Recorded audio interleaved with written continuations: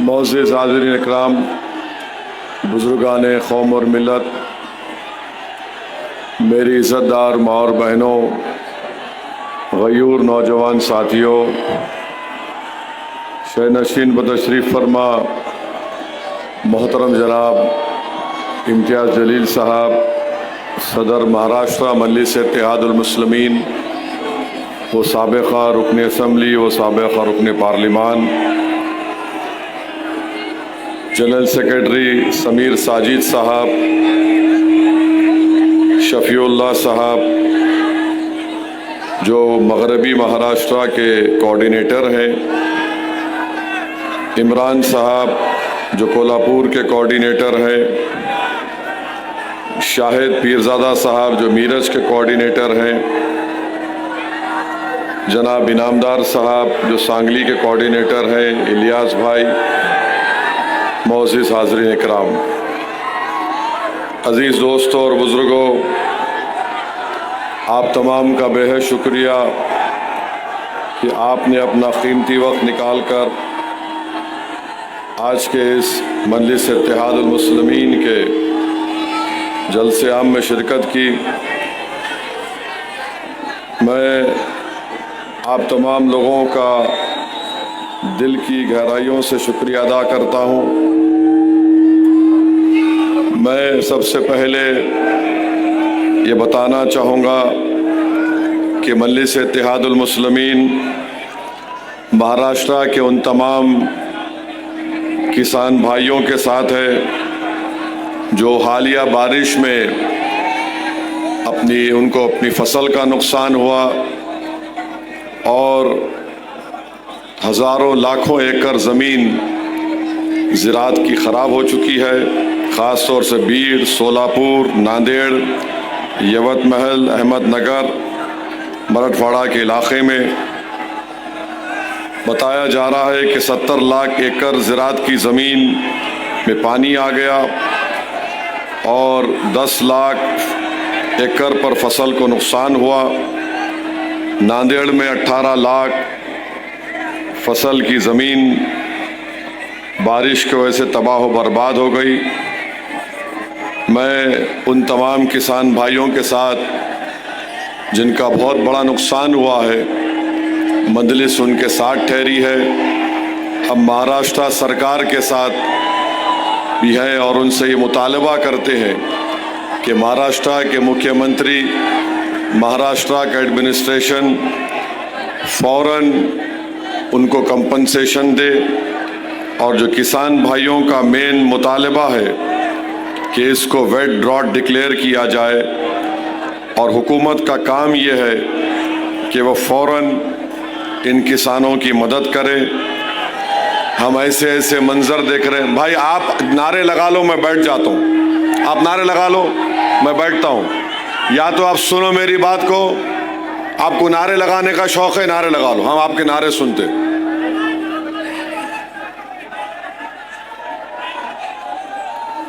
ये कौन है? हट जाओ वहां से। इधर आओ, ए बाबू पीछे आओ तुम लोग। अब जो भी नारा लगाएंगा मैं बैठ जाऊंगा जाके। आ जाओ, अब इधर आ जाओ, आ जाइए, इधर आ जाइए। ए आ जाओ, छोड़ दो उनको। और मेरी ये खुशकिस्मती है कि मैं कोल्हापुर को आया और आज इचल करांजी में मुझे आपके दरमियान में खड़े होकर बोलने का कुछ मौका अल्लाह ने इनायत फरमाया। ये छत्रपति शाहू महाराज की सरजमीन,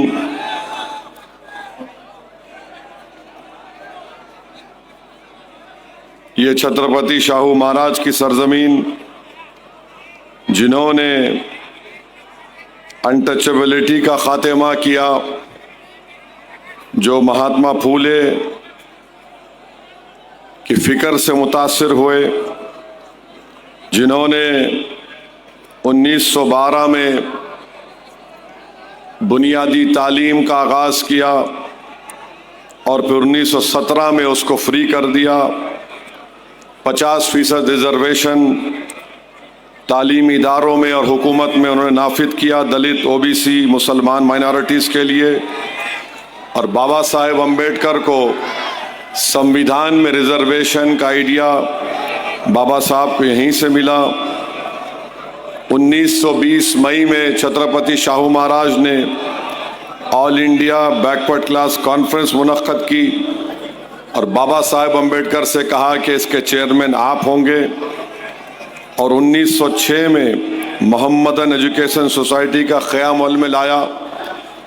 छत्रपति शाहू महाराज की सोच और फिक्र से तिलक और श्रीपद अमृत दांगे जो कम्युनिस्ट पार्टी ऑफ इंडिया के फाउंडर थे वो परेशान थे और बाबा साहेब अम्बेडकर ने उनको समाजी जमहूरियत का सुतून करार दिया था छत्रपति शाहू महाराज को। मैं आपको ये भी बताना चाहूँगा कि मजलिस इत्तेहादुल मुस्लिमीन आने वाले बल्दिया के इंतखाबात में आजरा में मुकाबला करेगी, इचल करांजी में मुकाबला करेगी, कोल्हापुर में मुकाबला करेगी और कुरुन वार्ड में भी इंशाअल्लाह ताला हम लोग इलेक्शन में हिस्सा लेंगे। मेरे अजीज दोस्तों और बुजुर्गों, मैं आपको ये बात बताना चाह रहा हूँ कि हमारे वतन अजीज में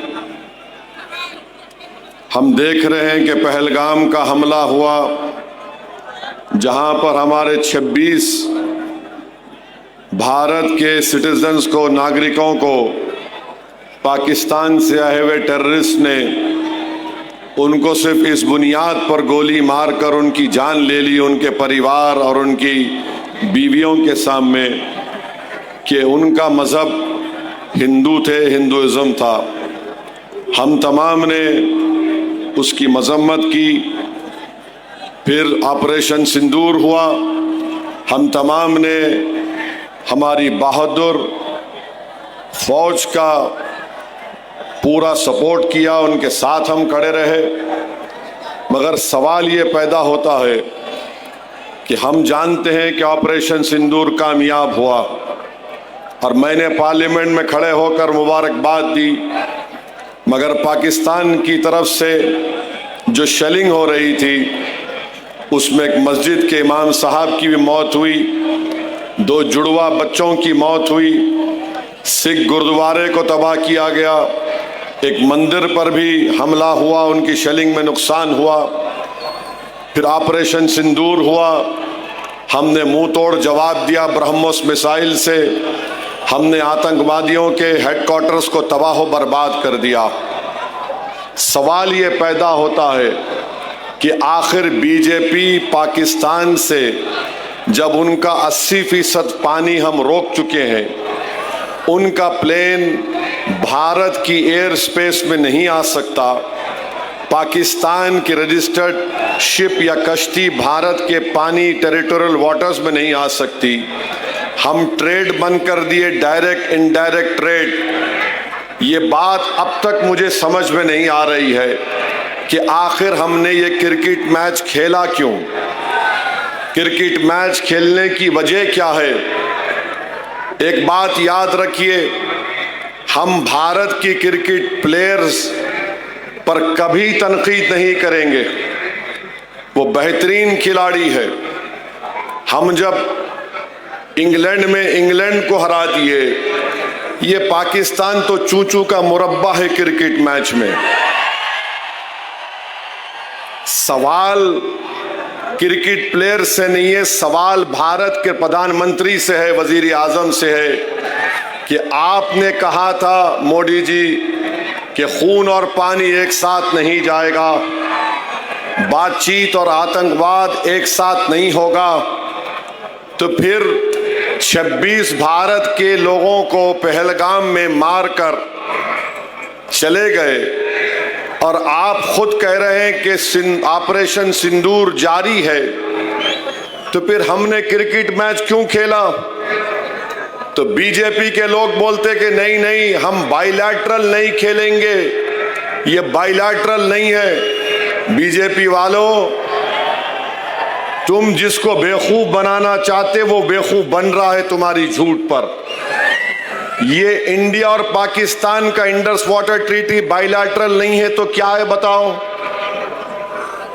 जब तुम पानी बंद कर सकते तो तुम क्रिकेट मैच क्यों खेल रहे? नहीं हमारा फुला है। अरे अगर एक एशिया कप नहीं खेलते हम तो कौन सा आसमान सर पे गिर जाता?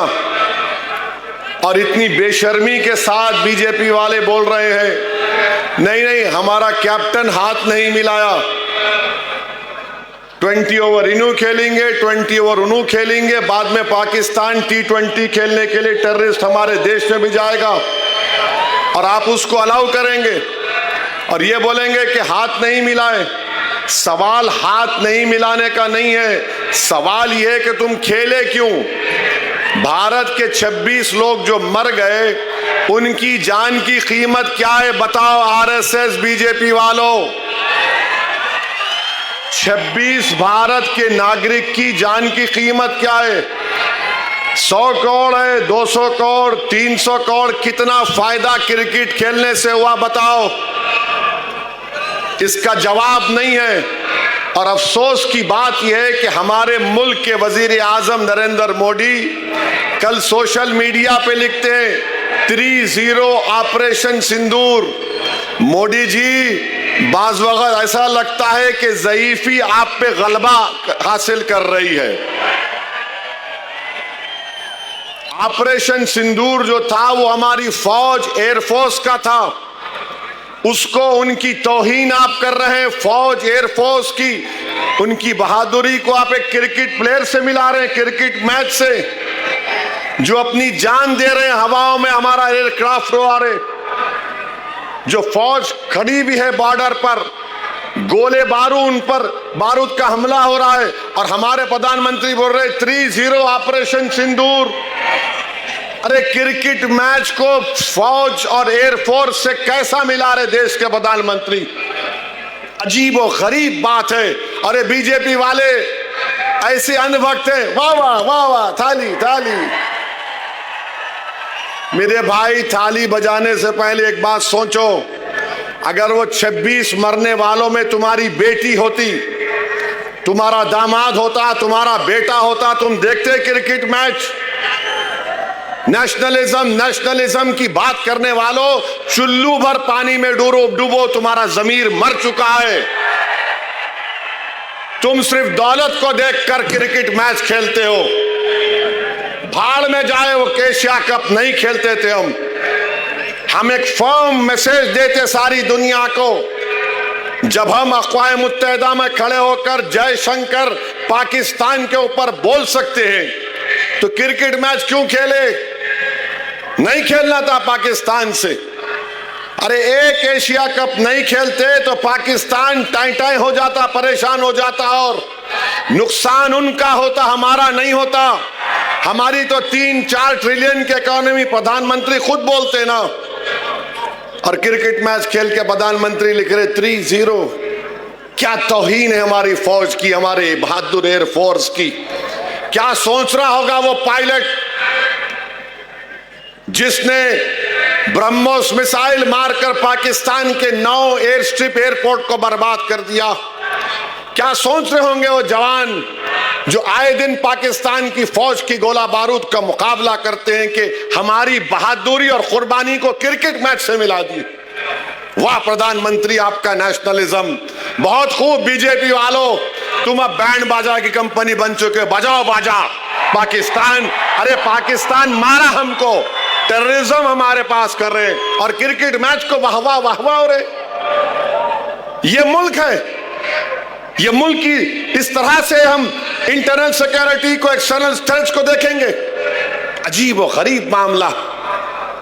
बहरहाल मेरे अजीज दोस्तों और बुजुर्गों, बीजेपी एक्सपोज हो चुकी है क्रिकेट मैच खेलकर।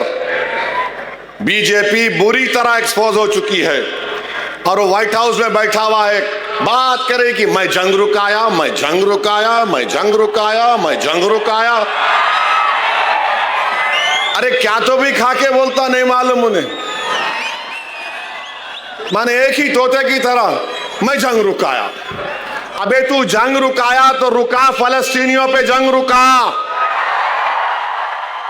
65,000 फलस्तीनी मारे गए, 65,000। अच्छा, ट्रंप बोल रहा है, एक मिनट सुनिए, ट्रंप हमारे पास 50% टैरिफ लगा दिया।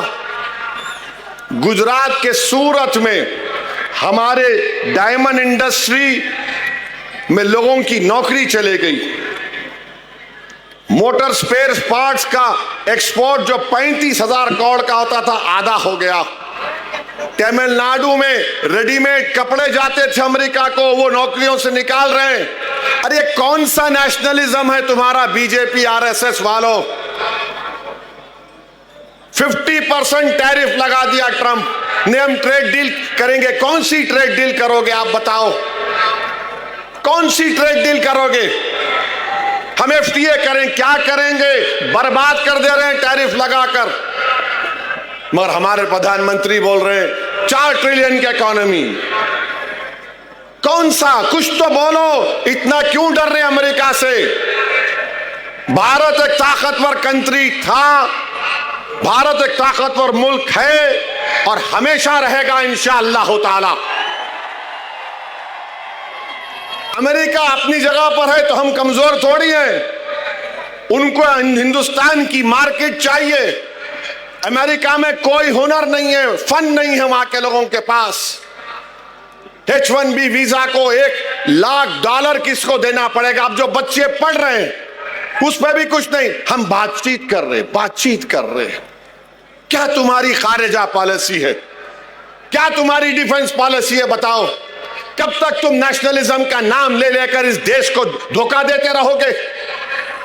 मेरे अजीज दोस्तों और बुजुर्गों, ये इनका चेहरा।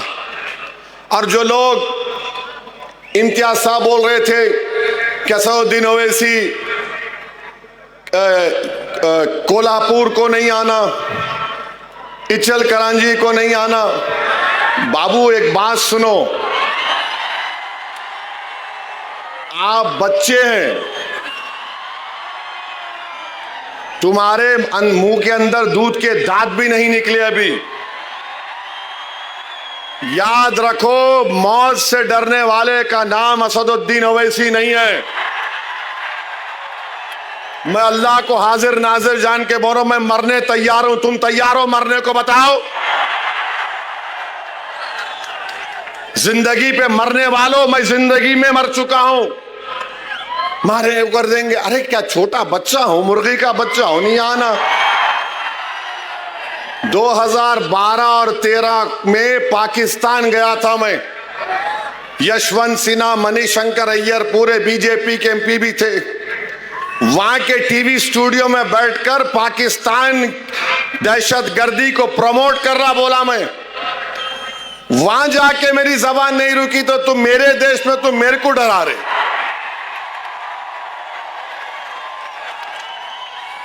अभी दूध पियो बॉटल से, ये उम्र नहीं है तुम्हारी। हम तुम्हारे बड़ों से मुकाबला कर रहे, बच्चे बीच में नहीं आना।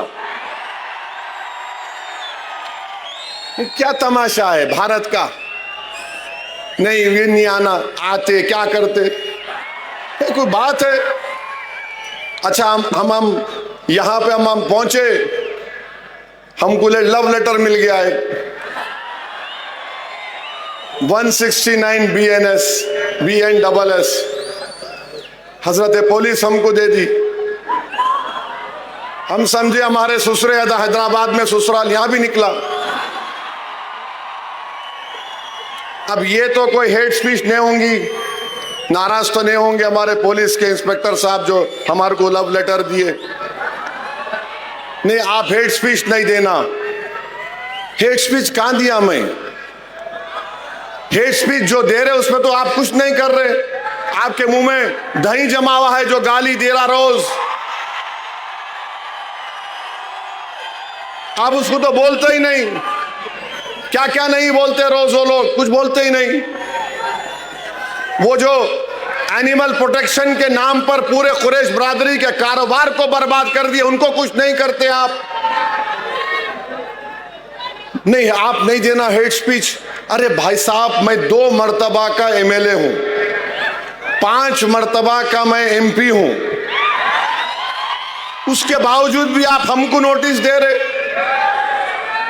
अब मैं घर को जाऊंगा तो मेरी बीवी को मालूम होगा कि यहां लव लेटर मिला, तो मेरी बीवी का क्या हाल होगा, सोचो इंस्पेक्टर साहब आप।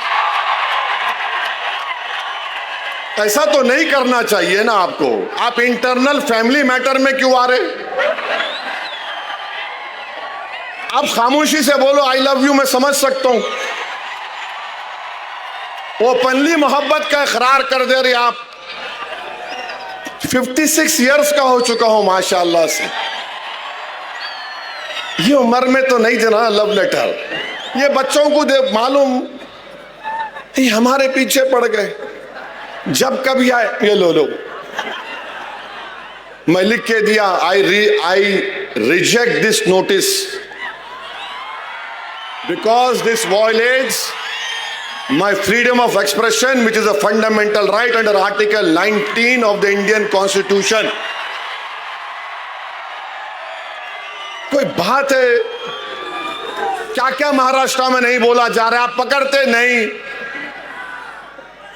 मस्जिद शहीद कर दी, आप कुछ करे, पकड़े किसको हमको मालूम। तो ये ठीक नहीं है, ये ठीक नहीं है। हाँ मैं गुनाह करा, आप केस बुक करो, मेरे को बोलो, रोक या रोक लो मेरे को, मैं रुक जाता हूं, जेल में डाल दो, जो करते करो आप। मगर पहले से आपको कौन बोले नहीं आके बोलेंगे? अरे कैसा बोलूंगा?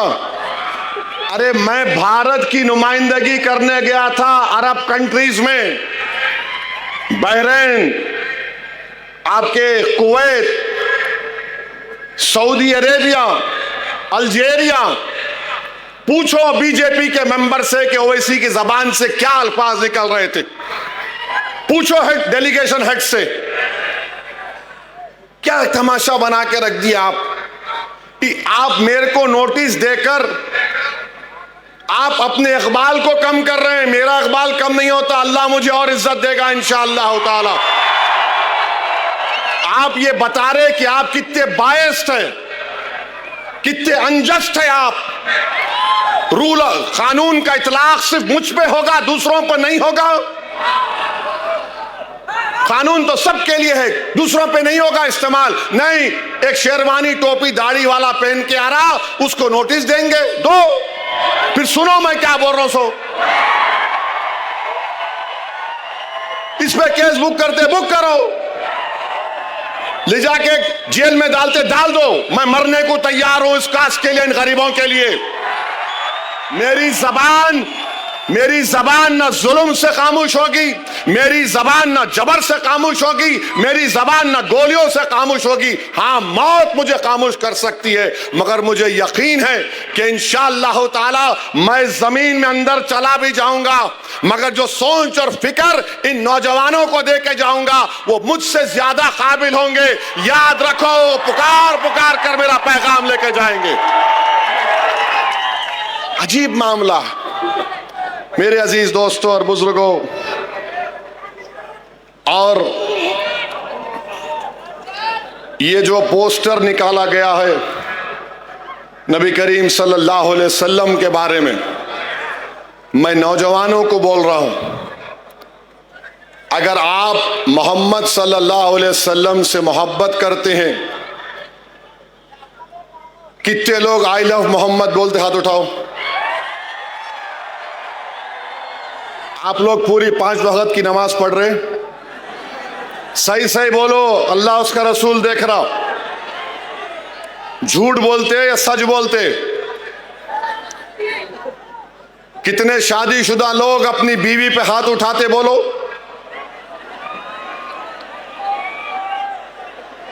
बोलो। पोस्टर उठाना आसान है, रसूल अल्लाह सल्लल्लाहु अलैहि वसल्लम ने हमारी उम्मत की माओं पर कभी उंगली तक नहीं उठाई। याद रखो, ये रसूल अल्लाह सल्लल्लाहु अलैहि वसल्लम घर में अपना खुद काम करते थे। आपका हाल क्या है? घर में जाओ, चाय बनाओ, पानी लाओ, बहुत बड़ा जिहाद करके आए तुम घर को। मेरे भाई, नमाज पढ़ो।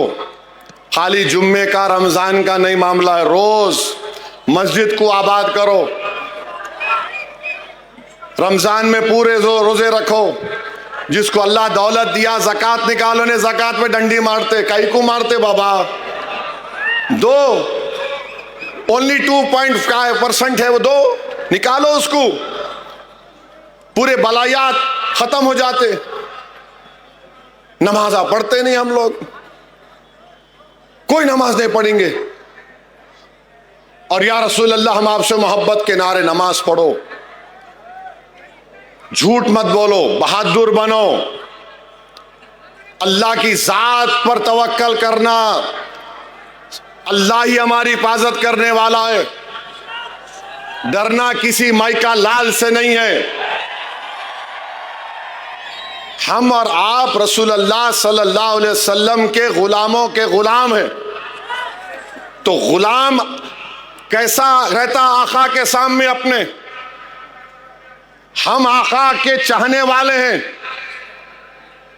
वो हमारे महबूब हैं, वो अल्लाह के हबीब हैं। अपने किरदार को देख लो, बशमूल मेरे। अल्लाह हम सबको तौफीक दे। हमारी बेटियों से कहना चाह रहा हूं, हमारी उम्मत की माएँ कैसा रहती थी रसूलुल्लाह सल्लल्लाहु अलैहि वसल्लम के साथ? क्या कोई उनको देख सकता था? नहीं देख सकता था। मगर क्या उनको रोक दिया गया कि तालीम हासिल मत करो? हमारी उम्मत की हज़रत आयशा सिद्दीक़ा कितने अहादीस के रावी हैं, फने तिब जानती थी वो। हमारी बेटियों को देखना सिर्फ पोस्टर उठाने से नहीं, याद रखो, पूछोगी तुम्हारी एक एक हरकत की उस दिन हशर के मैदान में पूछोगी। तुम अपने माँ बाप से कैसा रहते हो बताओ? तुम अपने बाप के मरने के बाद जायदाद पे लड़ते क्यों हो? तुम्हारे खानदान में दीवारें क्यों उठ जाती बताओ मेरे को? ये हो रहा है। आई लव मोहम्मद बोल रहे तो फिर सल्लल्लाहु अलैहि वसल्लम बोल रहे तो रोकना चाहिए। याद रखो, हजरत उवैस करनी रदी अल्लाह ताला अन्हु आशिक रसूल हैं। अब रसूलुल्लाह सल्लल्लाहु अलैहि वसल्लम को जाकर मिल नहीं सके, देख नहीं सके। क्यों नहीं देख सके? क्योंकि आका ने कहा तुम्हारी मां ज़ईफ है, मां का ख्याल रखो। तुम कभी अपनी अम्मा की तरफ देखते, पूछते उसको, जो घर में बैठी बैठी तुम्हारे लिए इंतजार करती है, तुम्हारे लिए दुआ करती है। अम्मा बूढ़ी हो गई तो नौकरानी बन गई घर में, बाप बूढ़ा हो गया तो बोझ बन गया हमारे लिए। हजरत उवैस करनी नहीं गए अपनी मां की वजह से। यमन में मालूम हुआ कि रसूलुल्लाह सल्लल्लाहु अलैहि वसल्लम के जंग उहद में या किसी में जंग में दांत शहीद हो गए, अपने पूरे दांतों को तोड़ लिए। ये दांत शहीद होगा, ये दांत, इसको बोलते इश्क। खाली पोस्टर उठाने से मोहब्बत के दावे नहीं होते, अमल करना पड़ेगा। तुमको बेखौफ होना पड़ेगा। तुमको देखकर शैतान भाग जाए ऐसा तुमको बनना पड़ेगा इंशाअल्लाह ताला। शैतान और उसके पूरे चाहने वाले, ये तबीयत को पैदा करो। इश्क किसको बोलते मेरे भाई? इश्क किसी को बोलते? हम आशिक हैं तो इश्क के मजाहरे करो। इचल करांजी में माशरे को अच्छा करो। मुसलमान है तो शराब उसके करीब नहीं आना, मुसलमान है तो ड्रग उसके करीब नहीं आना। आप सिगरेट लेके पुड़ी निकाल रहे, क्या है ये? अरे बाबा, तुम सेहतमंद रहना, तुम कौम का मुस्तकबिल हो नौजवानों। तो अगर आपके घर की दीवार गिर गई तो क्या होता मालूम? लोग रास्ता बना लेते। तुम कौम की दीवार हो, अगर तुम गिर जाओगे तो जमाना रास्ता बना लेगा। कल जिम्मेदारी तुम पे आएगी इस कौम की क़यादत की। अपने अमल में, अपनी जिंदगियों में इनकलाब पैदा करो। यकीनन रसूलुल्लाह से मोहब्बत दुनिया की सब चीजों से ज्यादा करना। रसूलुल्लाह सल्लल्लाहु अलैहि वसल्लम रहमतुल लिल आलमीन है। खाली मुसलमानों के रसूल नबी नहीं, सारे आलम के हैं, जिन और इंस के हैं, जानवरों के रसूल रहमतुल्लाह सल्लल्लाहु अलैहि वसल्लम। तो हम रहमतुल आलमीन की उम्मत है, हम रहमत के मजाहरे करेंगे, जहमत के नहीं करेंगे। क्या करेंगे? हम रहमत के मजाहरे करेंगे, जहमत के नहीं करेंगे। दुश्मन ये चाहता है कि तुमसे कानून तुड़वाए और तुमको तुम्हारे ऊपर केसेस बुक कर दिए जाएं। दुश्मन जो चाह रहा है वो मत करो, कानून के दायरे में रहकर हर बात बोलो। जैसा कि अभी मैंने नोटिस का जवाब दिया, हिंदुस्तान का बड़े से बड़े वकील को भी इंस्पेक्टर साहब बुला के बोलेंगे ये ओवैसी ने जो भाषण दिया मेरे बारे में कौन सा सेक्शन लगता, सुन के बोलेगा कुछ भी नहीं लगेगा, सो जा तू जाके। याद रखो, कानून के गिरफ्त में नहीं आना। अक्लमंद वो है जो कानून एक मकड़ी का जाला है, तुम तोड़ के भी निकल जाना मगर गिरफ्त में नहीं आना। समझे मेरी बात को? नौजवानों, तुम्हारी हिम्मतें नहीं टूटने देंगे हम इंशाअल्लाह ताला। तो यकीनन अल्लाह के रसूल सल्लल्लाहु अलैहि वसल्लम से मोहब्बत है और जारी रहेगी। अरे हम तो मुसलमान हैं उनकी वजह से। शेख मुजद्दिद अल्फसानी ने लिखा कि हमने अल्लाह को माना तो इसलिए माना क्योंकि नबी रहमत ने कहा अल्लाह इसकी इबादत करो। हमको कुरान उनकी वजह से मिला, रमजान उनकी वजह से मिला, कायनात का जर्रा मारज वजूद में उन्हीं की वजह से आया। हदीस कुदसी है कि अल्लाह फरमाया कह रहे महबूब अगर आप ना होते तो मैं अपनी रबूबियत को भी जाहिर नहीं करता। तो मजाहरे करो इससे, मजाहरे करो इससे।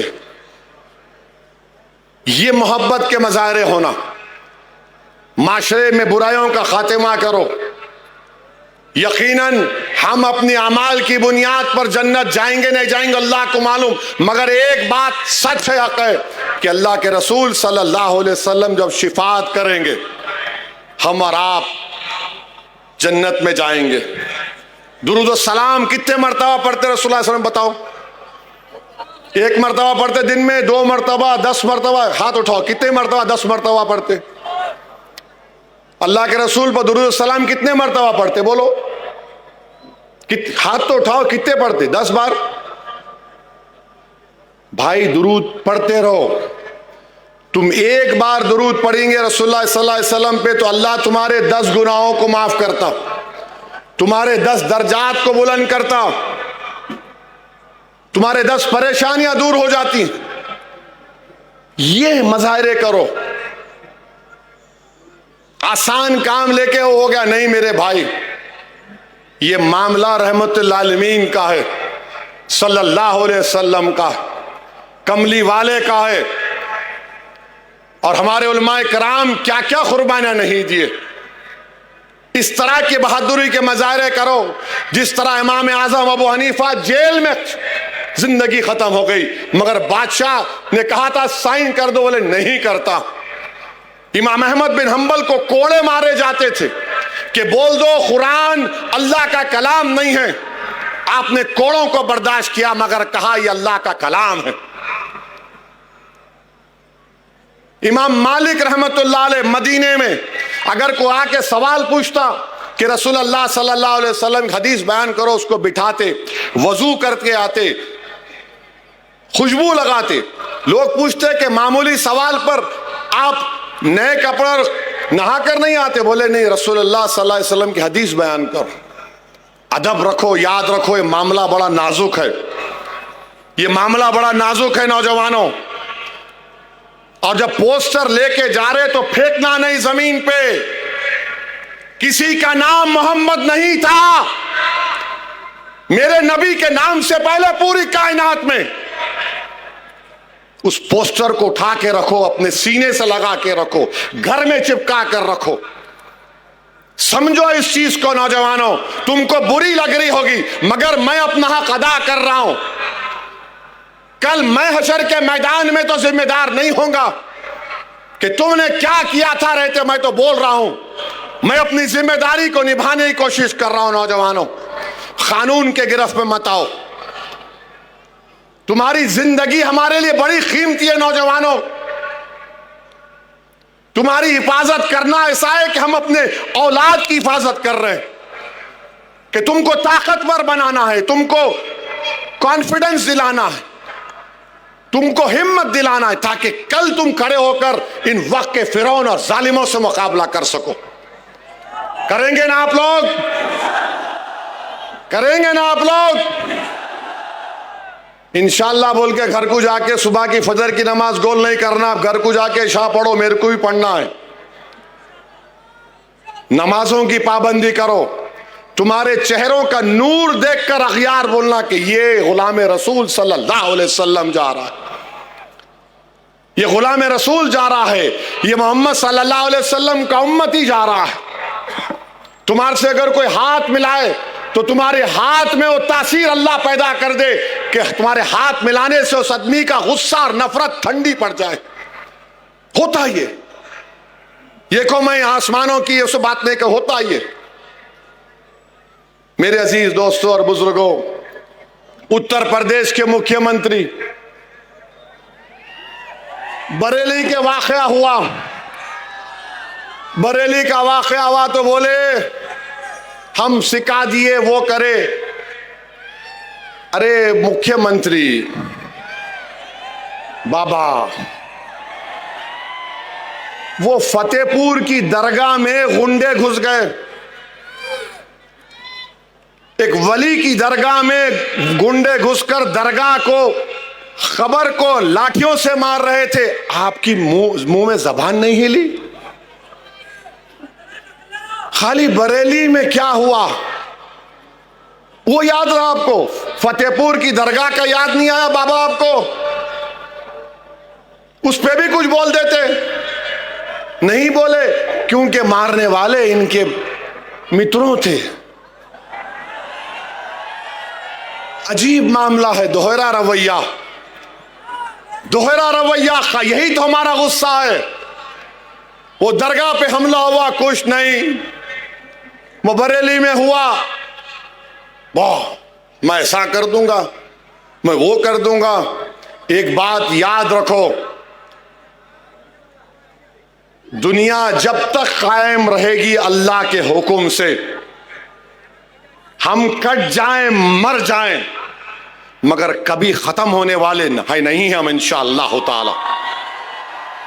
हम कट जाएंगे, तुम्हारी गोलियों का शिकार हो जाएंगे, तुम्हारे तशद्दुद की वजह से हमारे घर बार जल जाएंगे, मगर खत्म होने वाले नहीं है, याद रखो। अगर खत्म हो जाते तो फिर करबला के लोग अब तक जिंदा हैं, इमाम हुसैन जिंदा है, अहले बैत जिंदा है, और यजीद मलून मुर्दा है। जुल्म करने वाले खत्म हो जाते और हक का परचम उठाने वाले अल्लाह उनके नाम को जिंदा रखता। तो आपको और हमको डरने की जरूरत नहीं है। फिरौन भी बड़ा दावा करता था कि मेरी हुकूमत है, नमरूद भी बड़ा दावा करता था मेरी हुकूमत है, मैं आग में इब्राहिम को डाल दूंगा। दुनिया ने देख लिया कि नमरूद की हुकूमत खत्म हुई, फिरौन की हुकूमत खत्म हुई, यजीद पलीद खत्म हो गया। ये जुल्म करने वालों की थोड़े दिन बाकी है, अल्लाह जानता। मगर अपनी हिम्मतों को बुलंद रखिए, डरने और घबराने की जरूरत नहीं है। और जब कभी भी परेशानी आती है तो थोड़ी देर के लिए सोचो गाजा के फलस्तीनी क्या कर रहे होंगे। 65,000 मर चुके हैं, 65,000। और मां बोलती है बेटे की जनाजे के सामने खड़े होकर, बेटा मैंने तुझे बैतुल मुक़द्दस मस्जिद अक़सा के लिए शहीद किया, जा रसूलुल्लाह सल्लल्लाहु अलैहि वसल्लम को मेरा भी सलाम पहुंचाना। बाप बेटे की लाश को देखकर कहता है, छोटे बच्चों की लाश को बाप कहता है, या अल्लाह तेरे हक के लिए मैं कुर्बान कर दिया। और गूगल पर जाकर देखो, 65,000 गाजा में मर गए, एक आदमी भी खुदकुशी नहीं किया, एक भी खुदकुशी नहीं किया। आजकल तो साइकियाट्रिस्ट सबको बेवकूफ बना रहे, अरे यहाँ हम देखे तो अरे ऐसा हो गया, अरे वैसा हो गया। अरे मर्द बनो, हिम्मत वाले बनो। कुछ नहीं होता, अल्लाह हमारे लिए काफी है। हस्बुनल्लाहु निअमल वकील, अल्लाह हमारे लिए काफी है। अरे मसाइब के तूफान आएंगे, मगर जो सबर और साबित कदम रहेगा और हिम्मत नहीं छोड़ेगा, तुमको दुनिया में इज्जत या फिर कोई तकलीफ मिली होगी, मगर इसका अजर अल्लाह हशर में देगा। अल्लाह तुम्हारा हमारा इंशाअल्लाह ताला उसका अजर हशर के मैदान में देगा। और हम मोहम्मद सल्लल्लाहु अलैहि वसल्लम के उम्मती हैं। अल्लाह के रसूल सल्लल्लाहु अलैहि वसल्लम, हम खबर में जाएंगे, चेहरे मुबारक का दीदार करवाया जाएगा। सोचो क्या खुशखबरी होगी, क्या मजा आएगा जब रहमतुल आलमीन के चेहरों को देखोगे, जब चेहरे मुबारक को देखेंगे। क्या मंजर होगा जब हशर का मैदान होगा, सब रसूल नबी नफसी नफसी बोलेंगे और कमली वाले बोलेंगे मेरा उम्मती कहां है, मेरा उम्मती आओ। गुनाहगार को तलाश करेंगे। तो मेरे अजीज दोस्तों और बुजुर्गों, नेक बनो, अपने माँ बाप की खिदमत करो, माँ बाप से अच्छा बर्ताव करो, बीवियों से अच्छा रहो। बीवी से अच्छा नहीं रहते, बहन से बहन भाई कुछ करा तो गुस्सा आता, सीना तान के जाते, क्यों रे मेरी बहन को ऐसा बोला, अपनी बीवी को, तुम्हारी बीवी को क्या हो रहा। ये मैं सब देख के बोल रहा हूं, अवाम से सुनकर बोल रहा हूं। ये माशरे की बुराइयों का खात्मा करना है। किसी से नहीं डरना, ना बाबा से डरना, ना मोदी से डरना, ना अमित शाह से डरना, ना शिंदे से डरना, ना फडणवीस से डरना, किससे भी नहीं डरना सिवाय अल्लाह से। अल्लाह के पास सबसे बड़ी ताकत है, अल्लाह के पास इख्तिदार है। अरे भारत में कई हुकूमतें खिले आए, सब चले गए, नाम रहे नाम अल्लाह का, अल्लाह का ही नाम रहेगा। तो हिम्मतों को बुलंद करो नौजवानों। होता है थोड़ी फिक्र होती है, अरे ऐसा हो गया, मगर दिल को बोलना ठहर, अल्लाह है। अपने हौसले को एक तुम 10 सेकंड के लिए ठहर जाओ, देखो तुम्हारे में कैसा इत्मीनान और कॉन्फिडेंस पैदा होता है। तो मेरे अजीज दोस्तों और बुजुर्गों, याद रखिए, हमारे ईमान की हिफाजत उसी वक्त होगी जब हम अल्लाह से मोहब्बत करें, रसूल अल्लाह सल्लल्लाहु अलैहि वसल्लम से मोहब्बत करें। और याद रखो, किसी शायर ने अच्छा कहा था कि ना तो जमीन के लिए है ना आसमां के लिए है, जहां है तेरे लिए, तू नहीं जहां के लिए, तू नहीं जहां के लिए, जहां हमारे लिए बनाई गई है। आज अगर वो इख्तिदार पे, अरे साहब ऐसा हो रहा है, कुछ नहीं होता प्यारे, कुछ नहीं होता, इंशाल्लाह हम ही गालिब होंगे, इंशाअल्लाह ताला हम ही गालिब होंगे, देखना तुम इंशाअल्लाह ताला। अल्लाह मजलूमों को इख्तिदार देता है, अल्लाह कमजोरों को इख्तिदार देता है। जिस पे जुल्म किया जाता ना, तारीख गवाह, अल्लाह उनको इख्तिदार देता, उनको बादशाह बनाता। अल्लाह देगा हमको इंशाअल्लाह ताला। ये हुकूमत जो वफ़ का कानून बनाई, ये जुल्म है मुसलमानों पर। हमारी मस्जिदों को छीनने के लिए कानून बनाए, हमारी दरगाहों को छीनने का कानून बनाए, कब्रस्तानों को, ईदगाह को छीनने का कानून बनाए, हमारे 200-300 साल की दरगाहें, मस्जिदों को ये कह दिया गया कि अब मालिक वक्त नहीं है, एएसआई रहेगा। क्या करना चाहती है हुकूमत ये? क्यों बीजेपी इतनी नफरत करती है मजहबी मुकामात से हमारे? क्यों कह रहे कि अगर कोई हिबा होगा तो बच्ची का हक नहीं लिया जा सकता? अरे मैं अल्लाह को दे रहा हूं, आपको क्या हो रहा है? लिमिटेशन एक्ट अप्लाई कर दिया गया ताकि जो वक्फ बोर्ड की जमीन पर काबिज है वो मालिक बन जाए। आप सोच रहे हैं नरेंद्र मोदी क्या किया आपने कानून बनाकर? आपने हमेशा के लिए बता दिया कि मुसलमानों को उनकी इबादत गाहों से दूर किया जाएगा। आपको गलत फहमी है भारत के प्रधानमंत्री। हम नहीं छोड़ेंगे अपनी मस्जिदों को इंशाअल्लाह ताला। हम नहीं छोड़ेंगे अल्लाह के घर को, हम उसको आबाद रखेंगे। ये हमारे औलिया अल्लाह के आस्ताने उस वक्त भी आबाद थे जब जालिम और जाबिर बादशाह थे, आज भी आबाद है और सुबह क़यामत तक आबाद रहेंगे। हमारी खानकाएं कभी वीरान नहीं होंगी।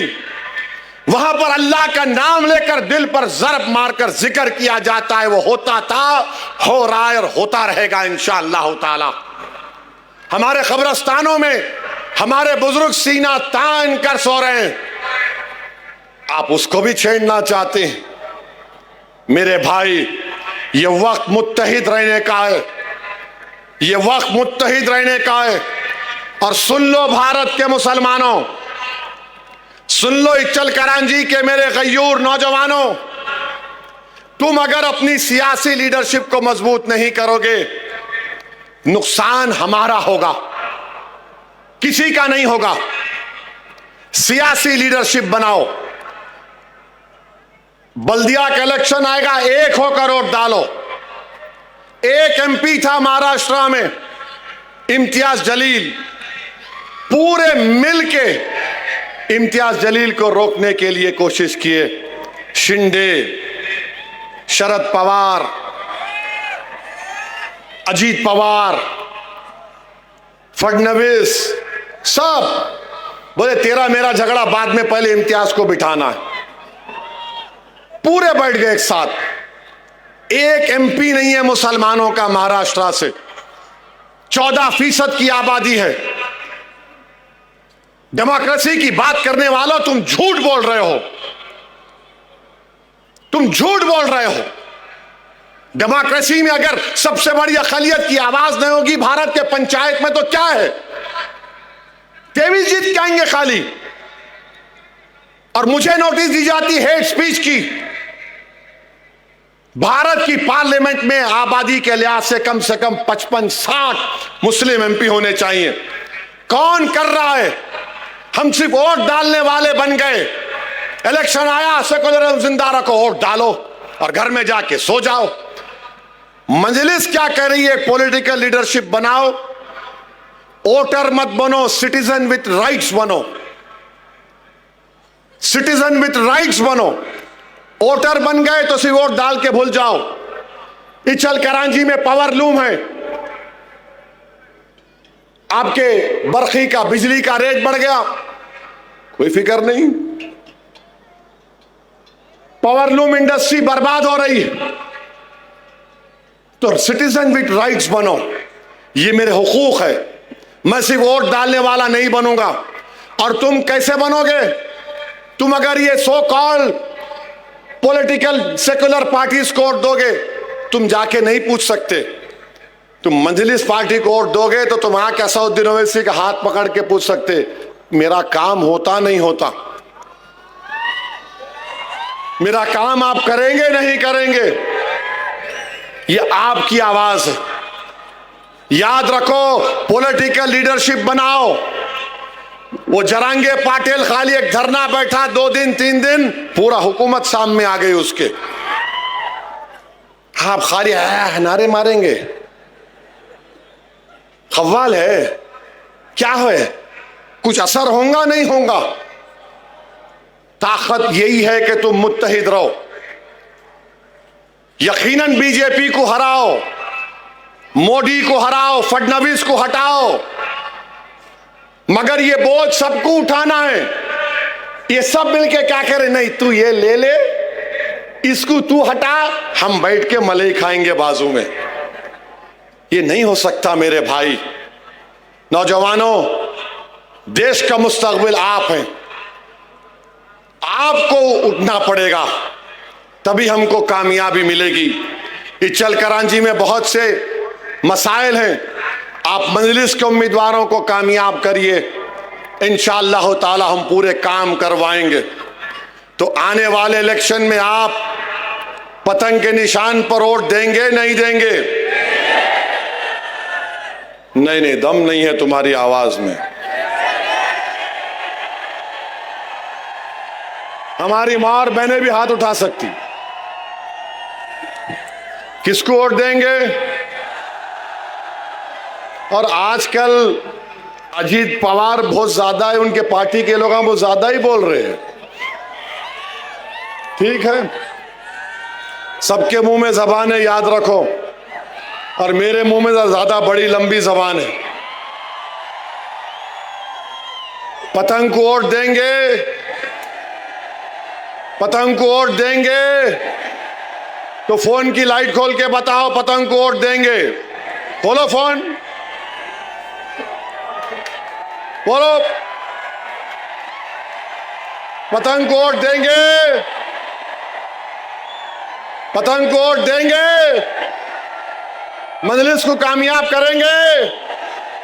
तो लगाओ मेरे साथ नारा, नारे तकबीर, मजलिस इत्तेहादुल मुस्लिमीन, मजलिस इत्तेहादुल मुस्लिमीन, महाराष्ट्र जिंदाबाद, महाराष्ट्र जिंदाबाद। अस्सलाम वालेकुम व रहमतुल्लाहि व बरकातुहू।